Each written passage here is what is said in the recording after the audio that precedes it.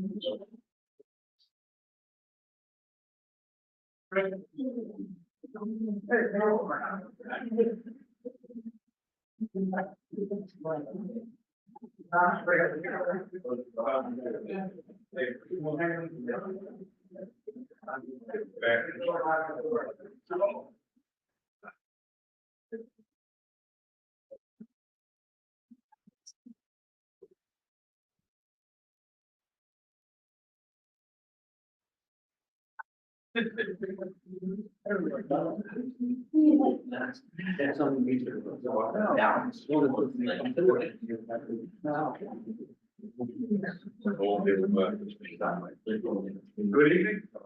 I'd like to welcome everyone to our meeting tonight, all those in attendance here, fellowship hall, and all those attending by Zoom. That everybody could join us tonight. Good turnout. I'd like to start with recognizing any visitors. Do we have any visitors here attending? I'm a visitor and Visitor and new member. Yeah. Okay.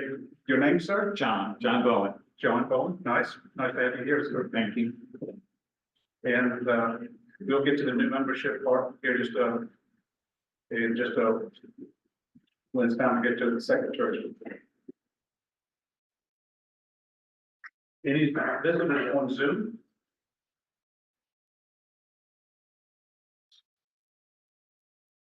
You can just unmute if you're visiting with us on Zoom tonight.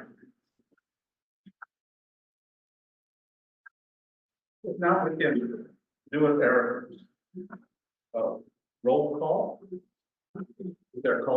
Our call sound first name. I'll start. We'll go through back and forth up and down the roads, and then I'll ask Ken to read out the names that on the call signs that appear by Zoom. People don't have to use it's really smooth that way. I'm Daryl, WW4F. I'm Win, W4WIN. David, KJ4LHP. Robert, W4BNO. Scott, N1TZT. Bruce, W4BRU. John, WB4NHX. Joe, What's your call sign? KJ, Oh, KJ4J, Papa Whiskey. okay. I'm going to renew member, so I'm your choice, either becoming a member or unbecoming member. Or renew. We'll go with Your choice. Okay. Michael, KN4DA. John, KQ4LYW. Butch, K4ADB. Tom, KG4BIZ. Armin, WA1UQO. Gene, K4GNE. Tom, AI4GH. Dave, W4II. Like K4, David, Whiskey Delta 3 Alpha. Bill, N4WLP. Adam, KQ4OGH. John, KC4WP. Another John, K4QC. Steve, Whiskey 4 Rob. Ken, WB0L.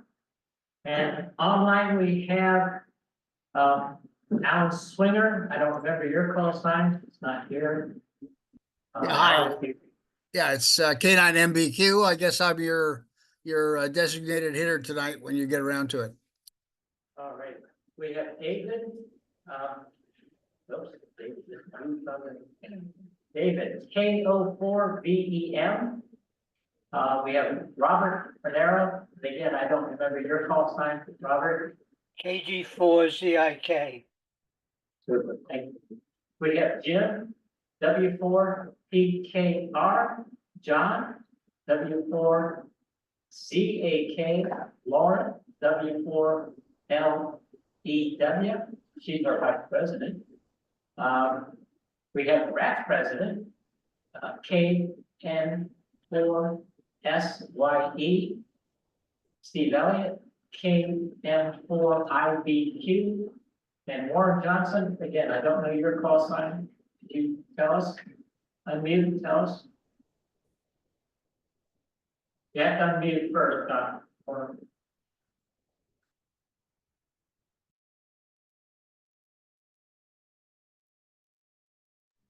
W4WFJ.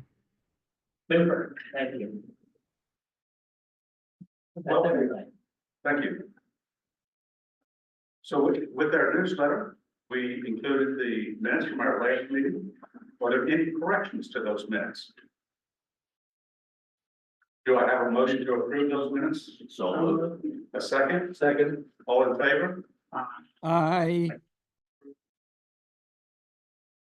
Moving on to the treasurer report.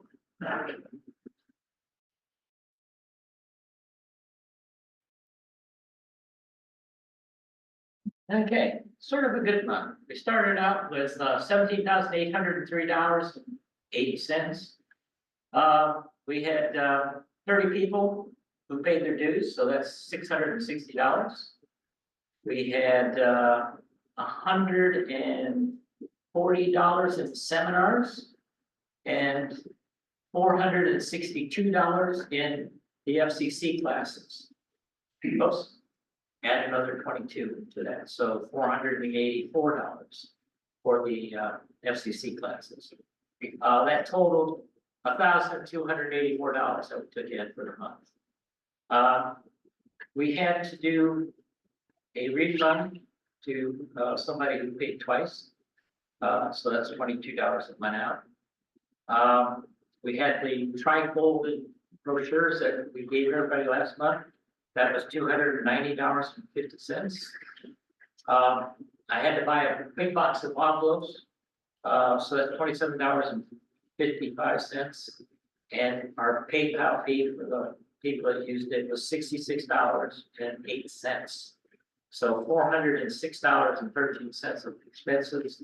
So we netted out at $18,681.67. That. I have five new members tonight. It's Mark. Hey, I will throw them to find out how many there's, 4 or 5. Sarah, you have, who's KQ4YLB, she's a technician. If you remember last meeting, she was are there any guests, Sarah? That's her, so she joined. Her husband and son are both also members. Mark Wortham, who is KJ4JPS technician. Ellen Liu, LIU, or LIU, who's an extra. Her call sign is N8EVR. And John Bowman, who's KQ4LYW, who's an extra. I guess that's good. Can I have a motion to accept these members? So moved. Second. Super. All those in favor? Aye. Thank you, guys. Welcome. And for the one that is a member guest, your name was in the book as a member, so hopefully we checked off that you're here. So, and if anybody did not check off the book that you're here, either as a guest or as a member, please do so at the break. So we have an accurate count of who's here. Thank you, Ken. Bruce, you have an update on the school for us? Yep. Yeah, all of the prep classes are made, they're going along just fine. One of the seminars we saw canceled for lack of enough students. DMR is right on the edge. If we get 1 or 2 more signed up before tomorrow, then we'll do the DMR. And you're moving along pretty well with the antenna modeling, although we got a while to go before that was done. We started the road station one, had the first session last Wednesday, and the second one's coming Wednesday. And, we're kind of creeping up on the, contesting and, radio sports. So any of you are interested in them, you know, they begin to have their register by a certain date as we move towards the end of March. So if you're interested in getting them and they want to make sure they go, just, and make sure you sign up for them on the website. So, what I got. Thank you, Bruce. Next, can we have an update on the D-Star station? Let me, say more than I usually say, because usually I say nothing broken, nothing needs to be fixed, everything's working great, and I wrote an article for the newsletter last week, and I told you about a new server that we installed, because ICOM is forcing us to run a new software that they've released, and requires a new operating system, and so we said, well, it's time to upgrade the server. So we ordered a server, and Jim Bates, bless his heart, up in Northern Virginia, has been our internet guru on the D-Star repeater ever since we got on the network years ago, probably 15 years ago. And so we ordered the server, he configured it, and if you want to know what a D-Star gateway server looks like, that's it. That's our PD. It's a Windows machine, right? No, Oh, that's right. it's Linux. Linux. Oh, yeah. It's something called Alma Linux. I've never heard of Alma Linux. I guess there's as many flavors of Linux as there is ice cream, but you ask now why is Win holding the server up? Because I said in my article last week that we installed it last week, it's working great, and guess what? It's not working. I had to go bring it home today, and it ran fine for like 6 days, and 2 hours before our Wednesday night D-Star net, we couldn't connect to the internet, and it's like, gee, perfect timing here, you know, the one night a week you really depend on this thing, and so anyway, make a long story short, Jim and I are not sure what the problem is, but apparently there's something in the BIOS or somewhere in this little Chinese box that is putting it to sleep after a certain period of time, and it won't wake up by itself. If I go down to the site, drive downtown and go up to the 24th floor of the building where the repeater is and hit the power button, then it'll come back on and it'll work fine. But yesterday it didn't work fine until I got home, and it was going to sleep again. So anyway, I brought it home this afternoon. I put the old server back in. It's working great. We will figure this out, but this is progress, and there's always a few bumps in the road, and we will get there. But that's our new server, and hopefully next month I'll tell you I don't have it anymore. It's back to the repeater site. Crazy blue power button. Yeah. And with the technology showing who's really boss. Yeah. So thank you, man. Thank you for the update. Thank you for all the work, all the effort, and all the trips to the 24th floor. We appreciate that. The next, remote station, I think everything is running fine with the remote station. Yeah, we had a power glitch, a couple weeks ago, right? But we rebooted it, and, Fred Vincent was the guy who discovered it. He told us about it, we recycled it, we're fine. Okay. But you don't tell us we don't know about it. Just a reminder to all the members, you know, the remote station installed here, and you have access to it. If you're a club member, you have access to that station. Consider your backup radio, or your access to your way on vacation. You can, you know, check into it and make use of it. On my 80-meter station, I can't do that. And versus 80-meter station. Yeah. Okay, next on our agenda. Anything to report on our net activities? And we have 7 nets that are running through the week, you know, related, associated with the club. And one of our net controls, Tom Clifton, and Tom PIC. Tom, we were the IB over there. And Armin, Norman, And Arm, Yeah. yeah. then we got the new hams net. and the new Hampshire. And the new hand net is, young ladies and various club members have checked in with that. Right now, we got MRA problems, but Is someone gonna talk about that? Is somebody gonna bring that I up? think Dave Thomas wanted to. Okay, that's good. Maybe with We're, new uh, business or We'll something. get the new business or announcements. Just let me know. We'll put you in there. Okay.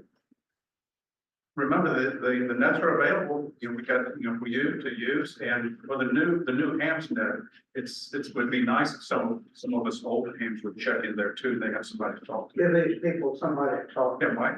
It's a critique. Bruce, you gotta get people in. You just keep the circle going, you never invite anybody in. Well, what we need to do is have a decent net operator. We are. Seriously, I've tried to get in every, since you started it, and you get about 3 people, and then you start doing a rotation, and it's like. No, we need Tom to be running. I'm not a good net operator. No, that's okay. So we need to have Tom do that. He's good. I'm on the 40, they need a net with him. Smooth as silk. Anybody who wants to do it, take it. Let's use it. When we get the MRA back up and working. 5 quick minutes. Next is, any group activities, planned, any photo activity or builder group, maker group? Anything like that, thing coming up in the future? W4 PKR with an announcement. Okay, PKR. Go ahead, Jim. All right, thanks. Let me get my video up here. Good evening, everyone. And April the 12th is the UCROPS Monument Avenue 10K race. And I'm still looking for volunteers for water stops and medical tents, start line, finish line. The hours are 0600 to about 1400 hours or so, depending on your location. And you don't have to be experienced at operating events. We can pair you up with someone who is.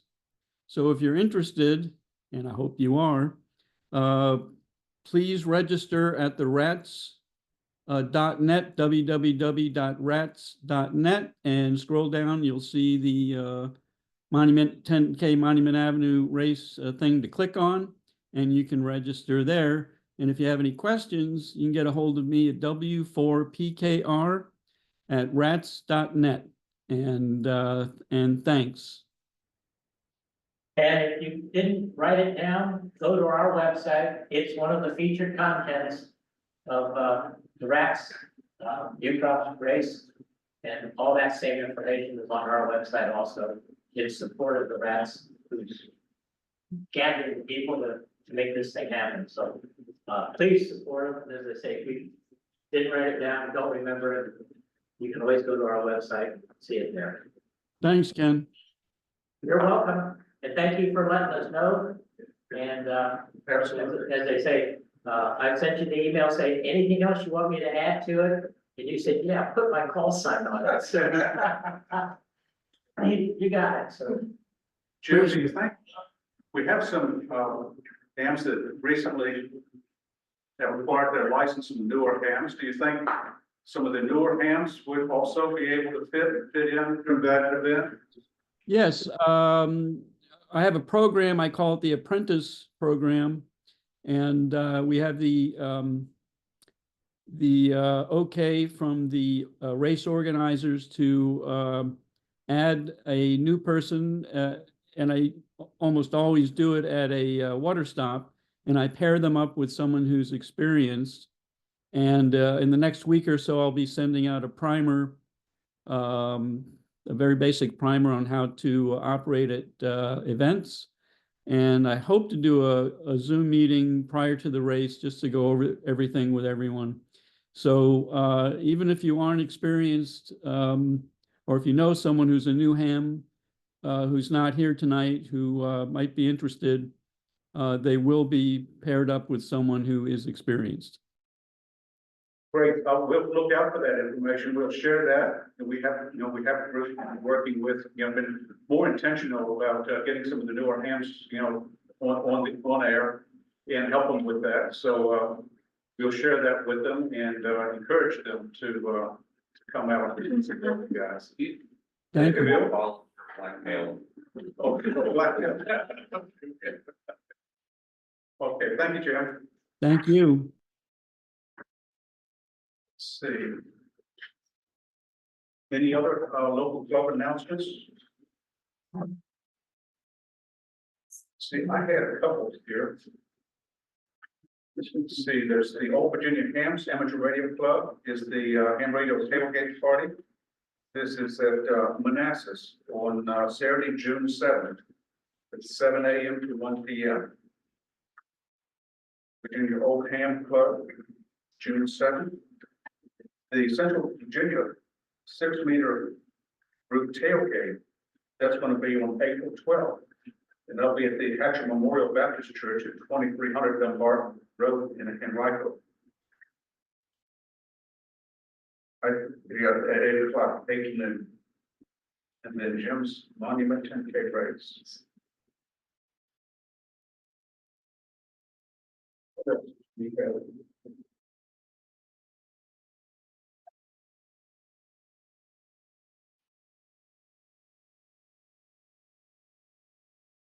Is there any old business? Yes. Yeah. Today's Pi Day. Right, I know. I've got one more going along with the 6-meter net tailgate. Anybody interested to learn more about that? They're having a breakfast, the Golden Corral on Gaskins, next Saturday, 22nd at 8 o'clock. 8 o'clock, okay. Those guys. Steve? You know, I don't know what it falls, but I think it's this weekend is the Virginia QSO party. Yes. Okay. Yeah. People who could participate, you know. Last year I called CQ for Richmond City. It's the only time I'm ever gonna this end of a pileup. I'm gonna do it again, but this time I got a foot switch, so I have to, but it's wild. Okay. Is there any new business? How about announcements? My turn? Yeah, let's go, come up front and,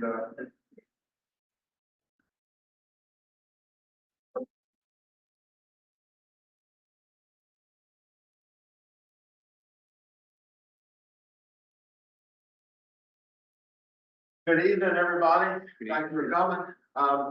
Usually it's a good time to have here to gather. I'm here to unfortunately ask for help. I'm a recent board member to the KG4 MRA, which is the Metropolitan Theater Association. They mainly support the operation of the 543 repeater, 145430. That's up around 700 feet on the Channel 6 tower. That repeater had been in operation for a number of years. Until it was moved from out on Mid-Atlantic to Turnpike to its current location. When everything is happy, you're able to get to that repeater from Tappahannock, Fredericksburg. You could run 60 up to Sprouts Corner. Actually able to get into Lynchburg, run to the south. You can run over to just inside of, let's see, New Kent County. Extremely wide area coverage. Unfortunately, about a week ago, we experienced a small problem. Thanks to the president, who happens to have equipment to be able to find out what's wrong at about 439 feet, we've got a dielectric failure. And that might be the reason that a Henry amplifier is no longer operational. The club in the past would have a table at Richmond Frost Fest. And that's how they got members to renew. We've not had Frost Fest since COVID, and it hasn't come back and most likely will not be back. So membership has dwindled. The repair to that feed line is going to be way more than what's in our budget. Our dues are only $15 a year. We need help. You can go to the website and donate online at the KG4 MRA website. Or I will get you, I think I may have one or two of the membership applications in the car. That would certainly help. If you could help, spare a donation, we're looking probably 3,000 to 4,000. We have to have a bonded, certified, insured climber to climb up to make that repair. We believe that one man can do it. We've got to prepare the cabling, and hopefully that man will be able to go up, assuming he finds nothing else during that climb, he can be back on the air. That is used by, well, it's used by the local areas. It's used by a number of club events, participation for some of the marathons that are here. It's pretty much always considered an open repeater. I cannot think of any time that the board has refused anybody to use that repeater for the betterment of them degraded. So I'm doing my best to appeal that you haven't, not a member, we should consider it.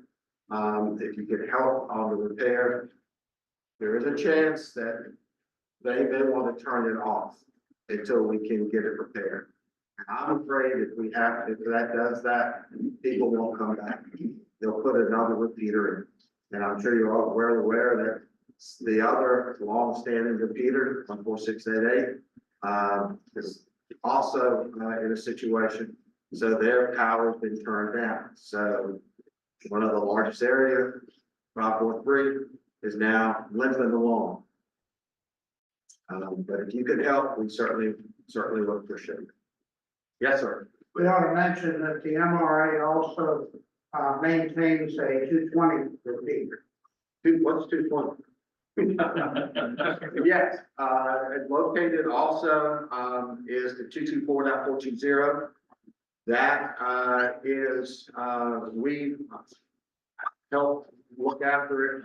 Originally was started and still operated by two hams that were friends, and they traveled together. They want to talk together, and they put together the KG4 HOT system 220 because it was unused. They wanted to get people to use it. You're able to use that repeater, talk all the way up to Harrisburg, Pennsylvania. You can go down to North Carolina, just outside of Chapel Hill. You're able to go out to Broken Arrow, Oklahoma. And for hams who like to talk, you have the Fordham Breaker Net that happens every day at 1 p.m. And you've got hams to check in from all over. During Sunday, the net control operator, she sits in the UK and runs the net. But that is a wonderful, you're able to start a conversation here, and you can run it all the way up to Winchester, run it all over. They've got a number of repeaters. We also help to support that. Right now, that one's operational. But if you can help on the 543, consider joining the MRA. You don't have to worry about club meetings. There's only one meeting a year, and that's the board meeting. But we certainly, without having a process at the table, I need to figure out how we can get more people involved. Any questions? Thank you.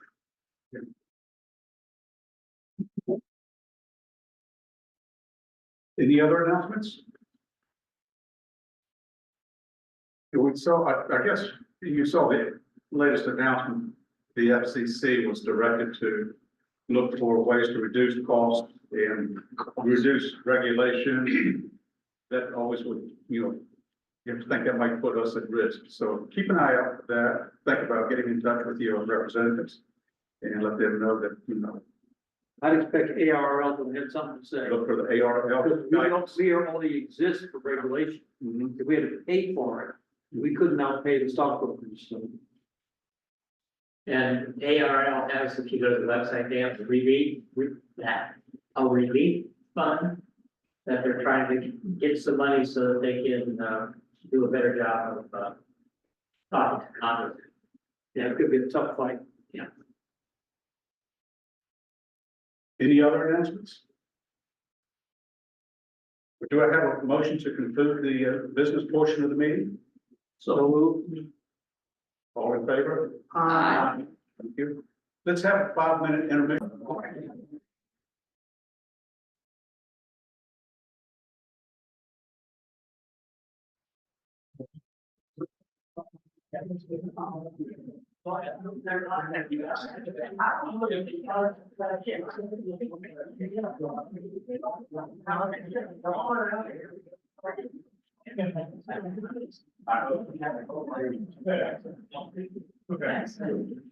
It's my pleasure tonight to introduce Alan Swinger. His call sign is K9MBQ. And I've asked him to share some experience. He's been helping families of silent keys with managing the distribution of the resolution of the estates. You know, I've worked with him, and other members of the club have worked with him with silent key estates here in the area. And well, Alan was first licensed as a novice in 1957, and following year general class license. And he's been with the Navy and as a retired captain and working in defense contract work also. And so it's being an officer of the club, I'm often approached by local families, some in the club, some not in the club, helping spouse or son or daughter of silent key, you know, with equipment. And Alan has more experience with larger estates. That's where we've recommended. And that's why you see some of the emails from me to the membership, because he's able to work with other clubs in the Shenandoah area, Thomas area, with those clubs and, you know, to advertise equipment that can be available. So, Alan, I think we're ready to bring you in. Ken, you can share your screen and there we go, Alan. We'll hand it over to you. Okay, can you see the screen, I guess is the first step. Yeah. All right, let me, You got it. And estate sale thoughts. yeah, I'm gonna try to get the.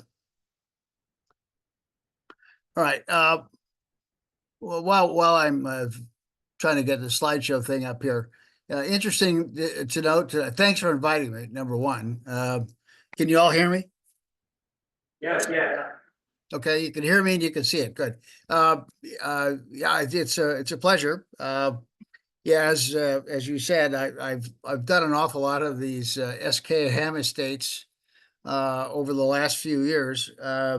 It wasn't something I intended to do, but I ended up doing it, and it's been an interesting evolution. But before I start, a little bit of news break in case you're not following it. But the SpaceX just launched the rocket here about 15 minutes ago to go up and bring down the astronauts that have been stranded up there for 9 months, and it was a successful launch, and they're on the way. So I think that's a pretty important evolution.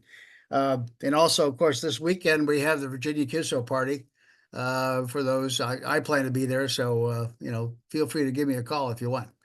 Anyway, Ham Estates, the latest thing for me is that I've been directly involved in an estate for my 102-year-old mother-in-law who passed away 2 weeks ago. Not ham related, but you know, there's some general thoughts that I thought I might pass on. Yeah, just sort of in the big picture, 30,000-foot level, that some of us tend to forget or get reminded the hard way. And here's kind of a laundry list of things that just in the last week or so with my ex-YL and I, and for her mom, we've been dealing with. And of course, first and foremost are documents. Do you have them? Where are they? Who's got them? And are they current? And you know, if you're you're still still up and around, you want to do this before the fact, but after the fact, it becomes harder. So, it just, something to think about. Similarly with, do the kids and the wife know what you want to do, and the beneficiary and executor designation. I find out executor designation, despite what things say, don't always convey to the person who's supposed to do it. And are they capable or not of doing it? That's becomes the other question. Yeah, and yeah, be sure you got cosigners on the bank accounts, because banks tend to freeze accounts when somebody passes away, unless there is a cosigner. Certainly if you got trusts and so on, make sure things are titled in the trust, and you got financial advisors and brokers who could do that. Attorneys and accountants, got to have them. Want them or not, got to have them for estate guidance and disbursement. If there's a home involved, real estate agent, if you intend to sell it. And somebody's got to stop Social Security if you're on it. And ultimately, then where we come in, real estate, real property sale, which includes the ham equipment. And so that's what we're going to talk about tonight. So that's just kind of a laundry list I thought I'd have, because I've been rolling around in this stuff for the last week. And, unless you've thought about it recently, a lot of things could fall through the cracks. And just I thought it might be useful. So now what? You got a station. This happens to be mine from a couple of years ago when I had more stuff than I have now. But a bunch of stuff. What are you going to do with it? You going to deal with it beforehand or after the fact? That's what we're going to talk about. So this discussion, here's the dance card. I always, start with plan ahead. If you think about it, when you're in hospice, it's a little late. Or if you're after the fact, then it's really too late. Think about the timing, when and how, and if you want to place stuff, and how to do it. Do it yourself, get help. Ultimately you can donate, but in any event, start early, start thinking about it. All right, so we'll go through these here. Feel free to ask questions, by the way. This is not a lecture. So the plan ahead, help out the family, make a plan, discuss it with them. I'll show you an example in a minute. Do an inventory of what you've got. My daughter's been on my butt here, on my case for the last year, but Dad, where's your inventory? So if something happens, we know what to do. Well, I've got one now. And I think it's a prudent thing to do. And in that, there's a number of things you should include, like the things I've listed here and perhaps more. But cost, age, does the stuff work? Do you have the manuals? How much do you want to get for it, and so on? So just something to look at. Here's one. I don't expect you to read this, but this was a couple. Actually, it was from your club, a referral, and they husband and wife actually sat down before the fact and did a whole Excel spreadsheet. This is just like one page of several that they did. That the equipment was in several locations, so it wasn't all in the ham shack. So they went through and said, where is it? What is it? What's the description? What's the brand name? The model number? Does it work? And what kind of money do we expect to get for it, or can we get for it, and so on and so forth. So this was pretty comprehensive. It was about, I would call it the 85% solution, because when I got it, this covered most of the equipment that was there for sale. And then the spouse and I found a bunch of other stuff that was not on the list that turned out to be pretty valuable and pretty saleable. But the point is, they went to the effort, they spent the time, and they sat down and did it together, as opposed to, oh my gosh, Dad died, now what? And so it was a thoughtful effort, and I think very useful.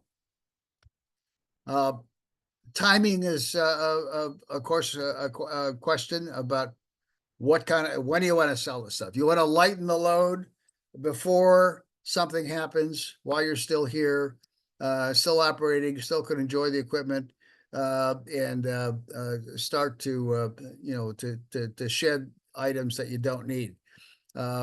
So this allows you to do a do-it-yourself sale, yeah, which helps the family. And you're able to maintain control. That's the other aspect. This is after you're gone, you have no control. So here you're in charge. You can figure out how to do it and what you want to do and so forth. Or you could keep it until you check out of the net, and then you have no control. The family has to do it, and I can tell you, I've had more than one, including from your club, say, we were just going to put it out at the street and let the trash guy take it. A sad commentary, but they just didn't know what to do, and they had not had the discussion.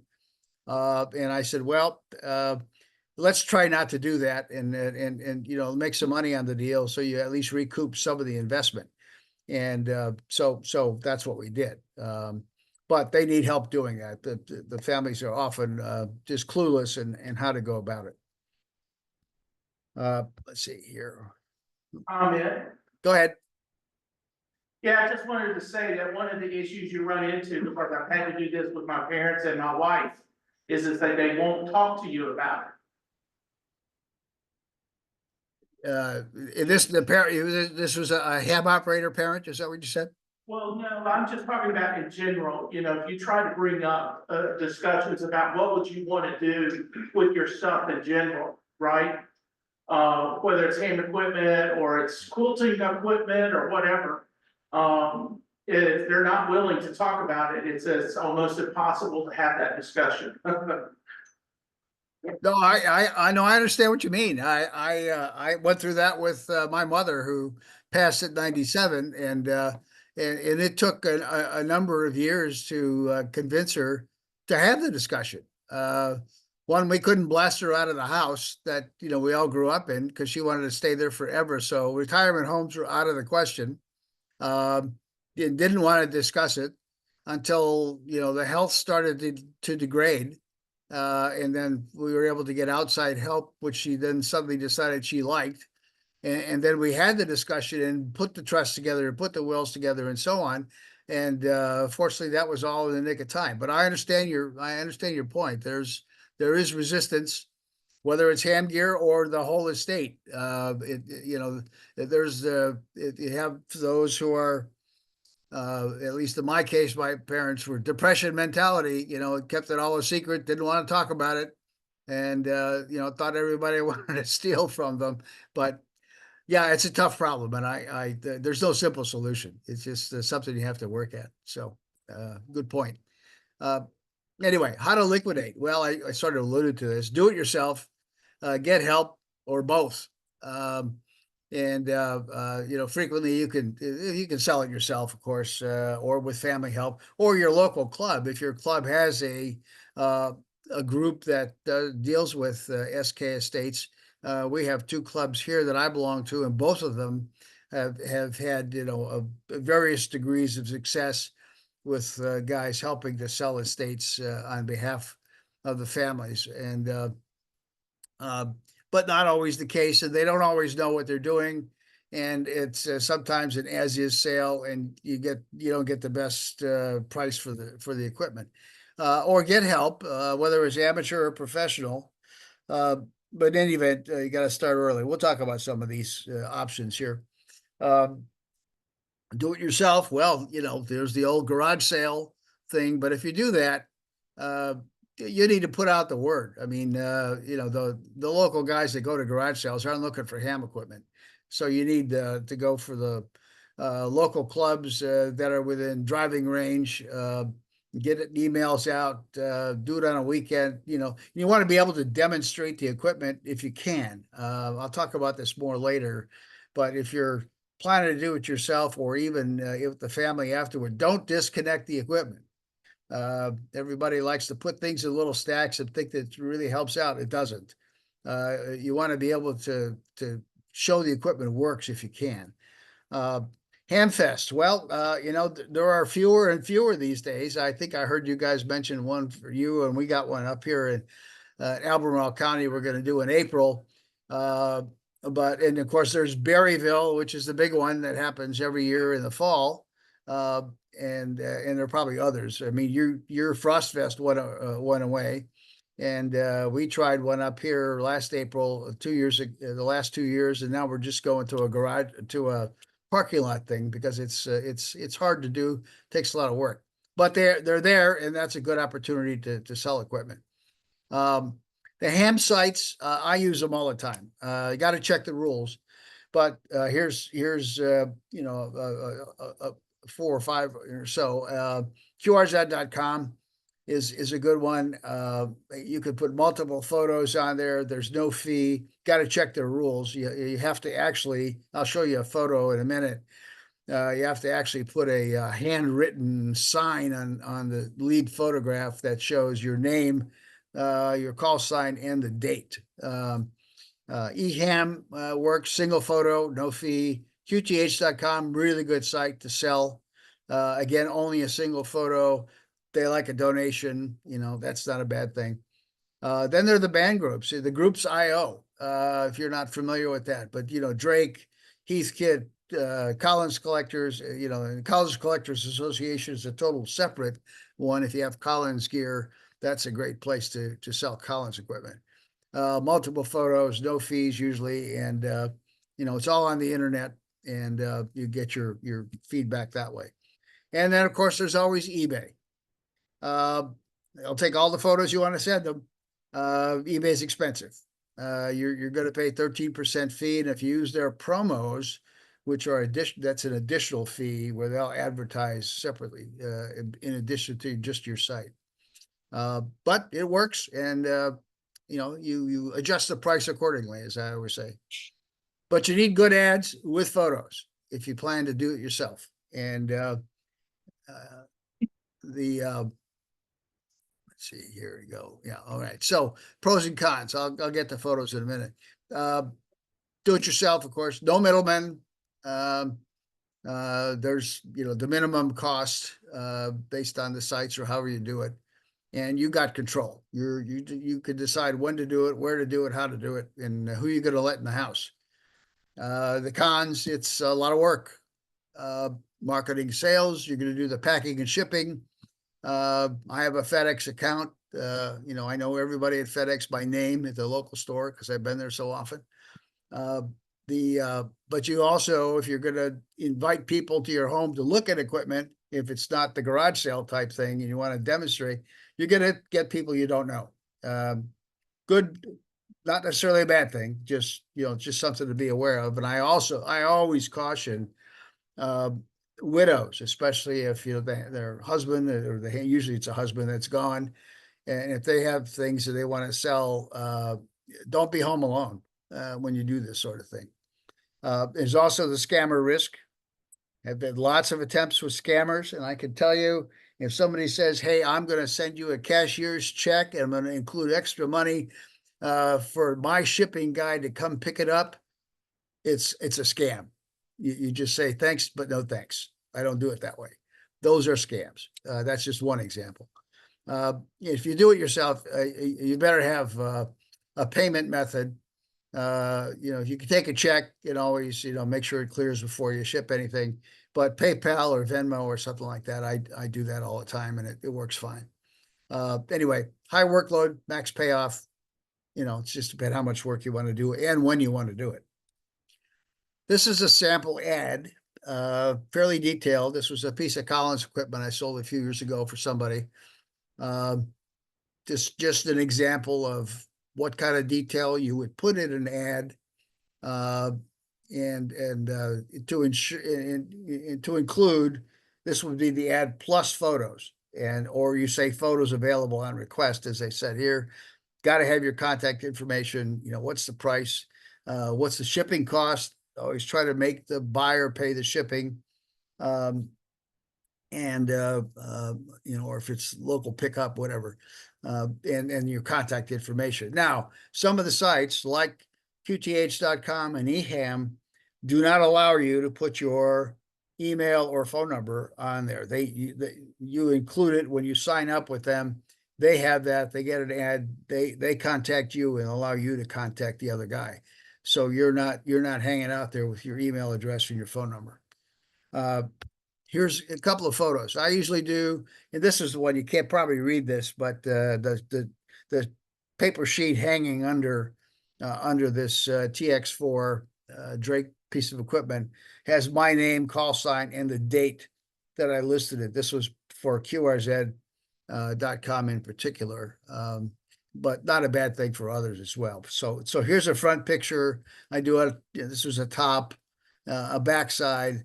And then I would also do inside top, inside bottom, take it out of the case. So people could see, what it looks like inside as well. So that you can, and then you can talk about, does it work or not? Okay, so get help options. Well, again, local amateur rated club. If they've got an established sales group and a record, they know what they're doing, they've handled it before, absolutely do that and get some help to get the stuff out, or get some help to make sure the equipment works.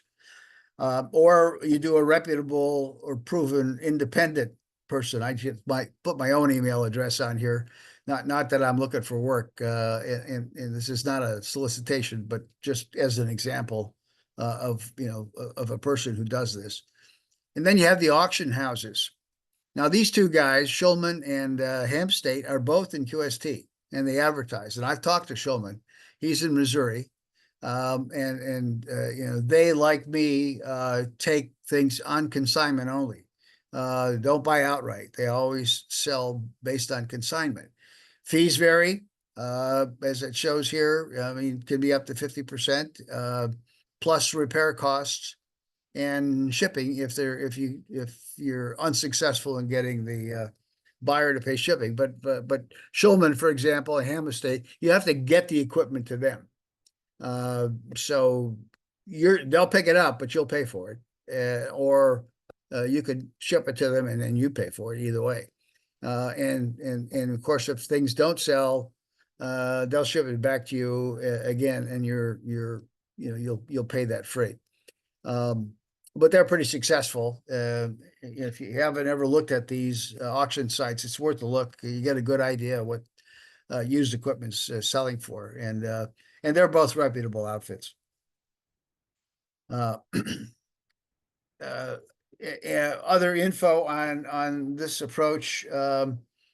Usually, the clubs and independent agents will repair the equipment if possible. I mean, that's always been my approach. Try to get it all working so we can sell it and get the best price. And also, if buyers want to come and get it demonstrated, we do that. And so I said earlier, it helps a lot if you don't disconnect the equipment before it's picked up. And we can demonstrate on site that it works. It saves time. And by all means, have the manuals available and all the interconnecting cables. I mean, I've picked up stuff from families, and there's a pile of cables. Figure out the puzzle and what goes where. It can be a problem. So you want to make sure you got the right things with the right pieces of equipment. Auction houses, they'll do a cursory testing. Schulman, for example, will show a piece of equipment. He'll do a little write-up on it on his auction site and say, we've looked at it. Here's the receiver sensitivity. It turns on, it doesn't turn on, power out or no power out, and gives you some numbers. That's it. But they don't go into detail, and they won't go into any fixes. It is what it is. So it goes as is sale. And there's usually no reserve price. Reserve, if you go to auctions, means, I will accept nothing less than, X dollars, 100, 150 bucks. They don't do that. When it auctions off for sale, it goes for whatever it goes for. So, if you're looking to keep a floor number, they're not going to do that for you. As I said earlier, they'll also charge commission on unsold items as well as return shipping, but they do all the work. They do the sales, they do the shipping, money handling, etc. So, they or me or other guys like to do stuff like me, the stuff leaves your house, the next thing you get is a sales receipt and a check. And that's how it goes. Last resort, and almost done here, is donate. If you're not worried about it, you just want to get it out the door and place it somewhere where you think it's going to be used properly. If you got a local club that can use it, has a club station, you can give it to them. Same with schools. If you can find schools that have a ham club, I've been looking. Had no luck here trying to get our local county schools to fire up a ham station, but no success so far. But if they have a more technical schools, you might succeed. Then there's the dumpster option I mentioned earlier, which is a sad commentary if that happens.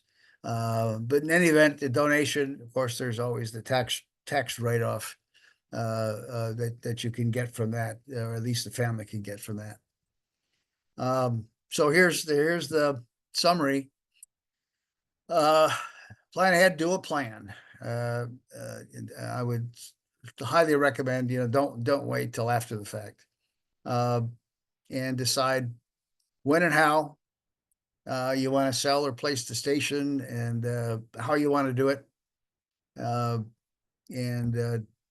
see what's best for you and the family. If you're thin-skinned in sales, and you're in and I've run to a lot of folks that think their stuff is worth a whole lot more than the market will bear. And they get insulted when they get a quote or a price or an offer. Well, then that may not be your bent. You might want to let somebody else handle the sale for you, and just stay out of it, and keep your blood pressure down. So decide and act early is kind of my bottom line, and I'm done. So any questions? This is a picture of the Blue Angels, by the way. My son was a Blue Angel pilot, so I just show it for fun. Alan, Yes, sir. before BRU, when we did a little bit of this, so we didn't have any, was near the success that you did. What we found, sometimes work with people, we would say, if we cannot do anything else with it, we'll take it to electronic recycling, which we have around here. And that seemed to give people comfort. It was a dumpster in which you had future use. The parts got reused in some way. So that sometimes was acceptable to them. Yeah. I mean, if you got a good option that people are comfortable with, go with it. But I mean, the last sale I handled for this lady who was referred to me from your club, with that, I showed you that spreadsheet. I mean, she walked away with about $5,000 after all was said and done, and she had no idea what to do with the stuff. So we were able to do it. It took a couple of months because there was a lot of equipment, but we got it all sold and placed and fixed and operating. So there you go. I Alan, appreciate this. Provide to the amateur radio community in doing that. It's very, very worthwhile. You should be commended for that. Any other questions for Alan? yeah, Alan, it's Jim W4PKR. Hi, Jim. Thanks for this presentation. Just one thing you mentioned in the very beginning about Social Security, and I'm pretty sure when you make your final arrangements with a funeral home, the funeral home makes a point of notifying Social Security. That's You're right. You're correct. Yeah, people usually don't think about it though. So yeah, especially after some of the stats we've heard lately about the 250-year-old people still on the Social Security rolls. Anyway, thanks a lot. It's a good presentation. Hey, thanks. I enjoyed doing it. Any other questions? I have one other question, but it's not directly related to ham radio estates. Are you still an ARRL DXCC card checker? I am, sir. Okay, very well. Does everybody know what that is? Yeah, they're all shaking their head, yes. Good, very good. Yeah, yeah. Do you know why there isn't one in Richmond any longer? Or was there one in Richmond? No, you don't have a card checker in Richmond. There's only 5 of us in the state, and I think your nearest one is in Tidewater. Okay. Or me. I guess I'm closest too. Probably so. You're probably the closest. Right? Yeah, Denny Avers is also between Charlottesville and you guys. So Okay, very good. Well, thank you very much, Alan. Appreciate it.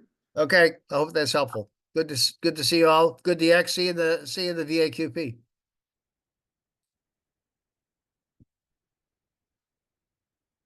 That's it for tonight.